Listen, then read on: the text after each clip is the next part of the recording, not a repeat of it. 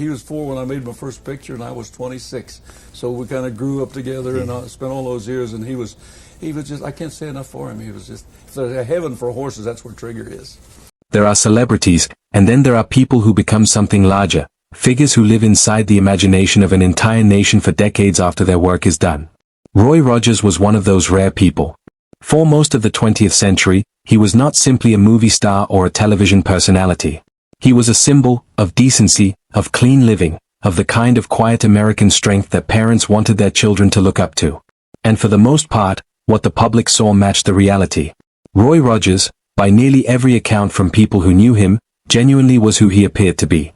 But there is a dimension to his story that almost no one knew. Not because it was shameful, or because it needed to be hidden, but because Roy and Dale never sought credit for it. It was simply the private truth of how their family was built, and why. For 28 years after his death, that truth sat largely outside the public record. Then his daughter came forward and confirmed it. And once you understand what she said, the man you thought you already knew becomes something even more remarkable.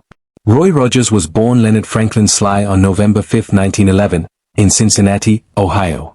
There was no silver spoon, no industry connection, no blueprint for what he would become. His family was working class, his upbringing rural, and the idea that this boy from Cincinnati would one day be called the king of the cowboys was the furthest thing from predictable. What he had, from a young age, was music. A natural feel for it. An ability to use it to connect with people in a way that went beyond entertainment. When the Great Depression arrived and the economy collapsed around millions of American families, Rogers was among the many young men who drifted toward California looking for work. He picked fruit in the San Joaquin Valley alongside other migrants, laboring through the heat of the day and then, when the work was done, pulling out a guitar in the evenings. Those campfire sessions were where he first truly understood what music could do, not just entertain, but restore something in people who were worn down by hard circumstances. That understanding never left him. He eventually formed a vocal group that would become known as the Sons of the Pioneers, and their recording of Tumbling Tumbleweeds caught the attention of people in Hollywood. Republic Pictures signed him in 1937, gave him a screen name borrowed from the recently passed American humorist Will Rogers, and pointed him toward a career that would make him one of the most recognized faces in the world. He was not a complicated on-screen presence. He was honest, warm, heroic, and always on the right side of things. But that simplicity was part of the power. In a world that was genuinely complicated and often frightening, Roy Rogers on screen meant that goodness was real and that it could win. The numbers around his career are staggering even now. For 12 consecutive years beginning in 1943, the Motion Picture Herald named him the top money-making Western star in Hollywood. He and his eventual wife, Dale Evans, made 88 films together, seen by an estimated 80 million people every year during the 1940s. His horse Trigger became as famous as most human stars. His television show ran from 1951 to 1957 and reached audiences across the country every single week. He was elected to the Country Music Hall of Fame twice, once as a member of the Sons of the Pioneers in 1980, and again as an individual artist in 1988. The closing ceremony of the 2002 Winter Olympics in Salt Lake City ended with Happy Trails, the song Dale Evans wrote for their show. That is the measure of a cultural footprint.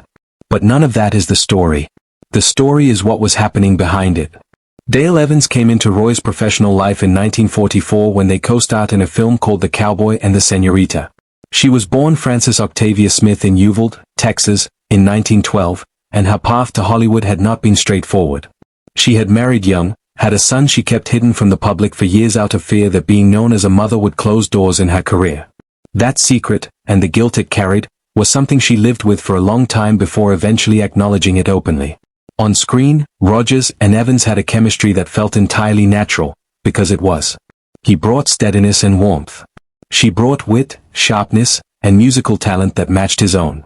Off-screen, the connection deepened into something that would last for the rest of their lives. Roy had been married before, to a woman named Arlene, with whom he had children. Arlene died in 1946 after giving birth to their son Roy Jr., known throughout his life as Dusty. That loss hit Rogers deeply. Less than a year later, on New Year's Eve 1947, he married Dale Evans. The people around him thought it was too soon.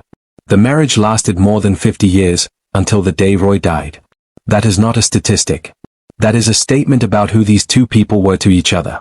Together, they brought a serious and sincere Christian faith into every part of their lives. They appeared at Billy Graham crusades. They spoke openly about belief in an industry that did not always welcome or reward that kind of honesty. And that faith would be tested, not once, not twice, but in ways that would have permanently broken people with less foundation under them. In 1950, Dale Evans gave birth to a baby girl. They named her Robin Elizabeth Rogers. She was the only biological child born of Roy and Dale's marriage, and her arrival came with news that the doctors delivered with little hope attached to it.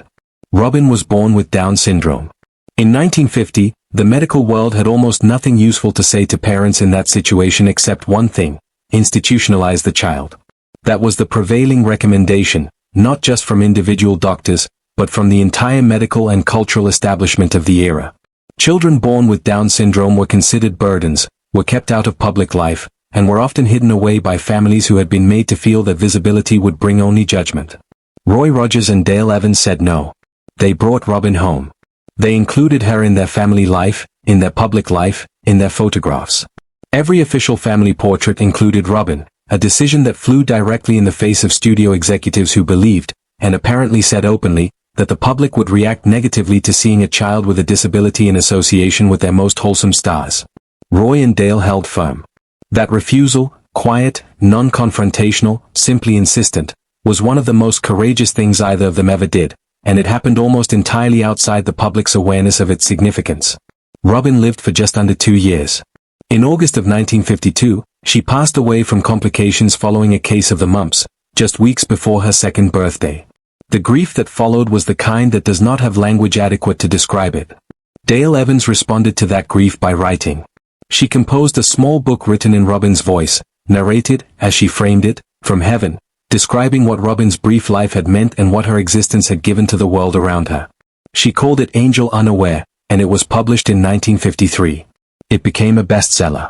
4 parents across America who were raising children with disabilities in silence, told by doctors and neighbors and culture itself to be ashamed, the book said something they desperately needed to hear, that their children's lives had full worth and dignity, that love was not wasted on them, that the world was better for their presence in it.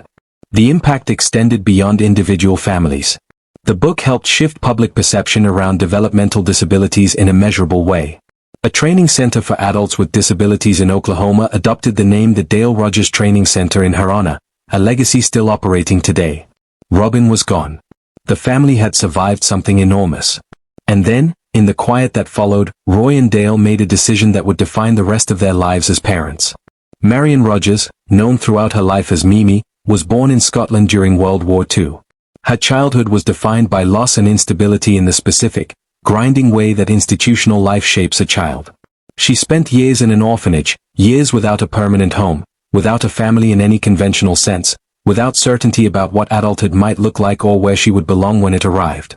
In 1954, when Mimi was 13 years old, that changed. Roy Rogers and Dale Evans adopted her. Mimi has spoken in interviews about what that transition was like. The culture shock alone was enormous. A teenage girl shaped by wartime Scotland and orphanage life, suddenly placed inside the household of the most famous cowboy in the world. The gap between those two realities is almost impossible to bridge in imagination. But what Mimi has said about the experience is telling.